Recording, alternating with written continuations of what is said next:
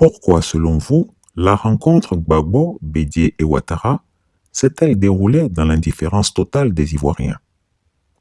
Alors qu'Alassane Ouattara a consenti à accorder une audience au président Gbagbo et Bédié, qu'il voulait historique, celle-ci s'est tenue et déroulée dans l'indifférence générale et totale des Ivoiriens. Elle n'a suscité ni connu le retentissement souhaité par le dictateur ivoirien, humilié jusqu'à l'os par la crise actuelle avec le Mali. Même Chris Yapi ne s'est pas intéressé à cette rencontre, préférant envoyer ses yeux de hibou au Mali pour récolter les infos. Bien, mesdames, messieurs, bonsoir, merci d'être venus si nombreux. Je suis avec mes prédécesseurs, le président Henri Konan Bédié et le président Laurent Gbagbo. Nous avons eu une très bonne séance de travail et nous sommes convenus que le Benjamin, Laurent va lire un document pour rendre compte des échanges que nous venons d'avoir. Doyen, vous êtes d'accord avec ça? Absolument. Bon, d'accord, voilà. Bien, Benjamin, tu as la parole.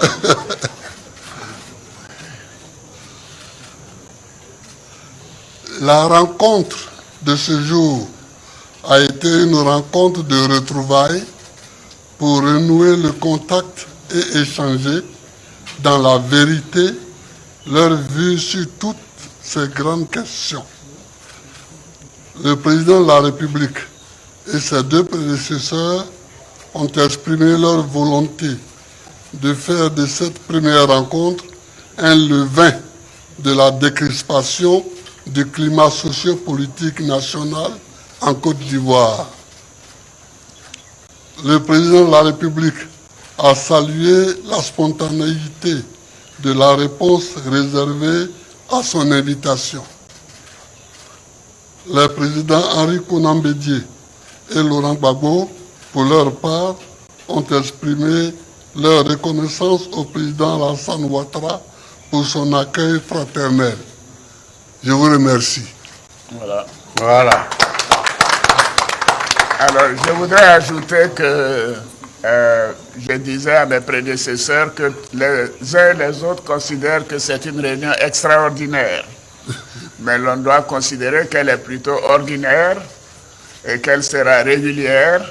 Et chaque fois que mes prédécesseurs auront le temps de reprendre ces échanges, je leur ferai appel pour recueillir leurs avis et leurs recommandations.